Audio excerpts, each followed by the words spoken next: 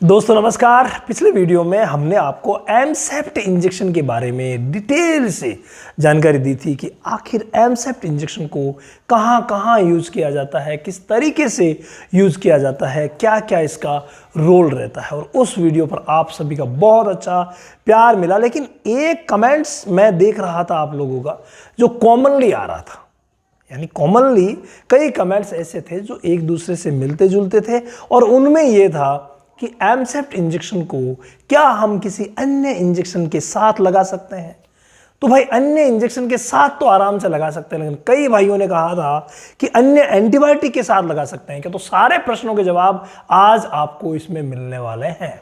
देखिए, एमसेप्ट इंजेक्शन जो कि मैस्टाइटिस को ठीक करने में सबसे प्रमुख रहता है, और उस इंजेक्शन के साथ जो मैस्टाइटिस के लिए हम सपोर्टिव थेरेपी देते हैं, जिनमें हम विटामिन के इंजेक्शन लगाते हैं, विटामिन A3EH या आयोडाइज्ड जो आता है वो लगाते हैं। इसके अलावा हम फ्लूनिक्जिन मैग्लोमाइन को यूज़ करते हैं ताकि वो सूजन, फाइब्रोसिस वगैरह हुआ है उसको ठीक कर सके। इसके अलावा कई जिंक, कॉपर, कोबाल्ट, मैग्नीज ऐसे इंजेक्शन भी यूज किए जाते हैं जो कि मैस्टाइटिस में फ़ायदा करते हैं। अगर अडेमेटस स्वेलिंग है तो ऐसी कंडीशन में एमसेप्ट हालांकि कम काम करता है, लेकिन फ्रूसेमाइड यूज किया जाता है। तो ये सारी चीज़ें इनके साथ, एमसेप्ट के साथ ये सारी चीज़ें यूज की जा सकती है, कोई प्रॉब्लम नहीं है। एनाल्जेसिक इंजेक्शन जो आते हैं, जो मैंने अभी फ्लूनिक्जिन मैग्लोमाइन का बताया, विशेष तौर से लगाना जरूरी होता है अगर इसके वर्क को बढ़ाना होता है। तो ये बहुत सारे महत्वपूर्ण हैं जो लगा सकते हैं, लेकिन सबसे बड़ी बात जो ज़्यादातर कमेंट्स में थी वो थी एंटीबायोटिक्स की। पहले आप समझिए कि एमसेप्ट है क्या।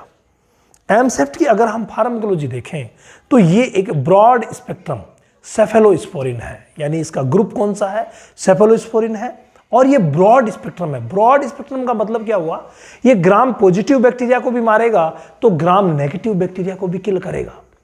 तो भाई जब ग्राम पॉजिटिव और नेगेटिव दोनों को मार रहा है, इसका मतलब इसके साथ किसी भी अन्य ब्रॉड स्पेक्ट्रम का इस्तेमाल करना पशु की इम्यूनिटी के साथ खिलवाड़ है।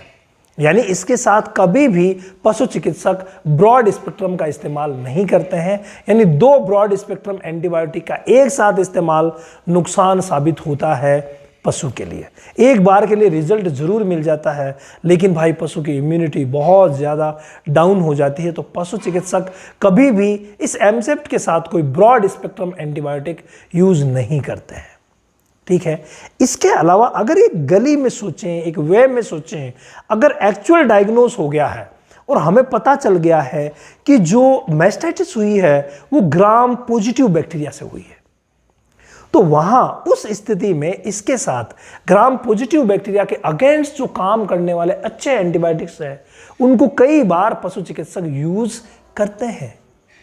और कई बार जब ऐसा हमें लगता है या ऐसा स्पष्ट हो गया है कि भाई ये जो मैस्टाइटिस हुई है उसके पीछे जो रीज़न है, मान लीजिए आपने टेस्ट करवाया और उसमें ग्राम नेगेटिव बैक्टीरिया आ गया, तो ऐसी कंडीशन में इस ब्रॉड स्पेक्ट्रम के साथ ग्राम नेगेटिव का जो सुपर एंटीबायोटिक है उसको कई पशु चिकित्सक जो है वो इस्तेमाल करते हैं। बाकी किसी भी अदर एंटीबायोटिक को इस्तेमाल करना खतरे से खाली नहीं है।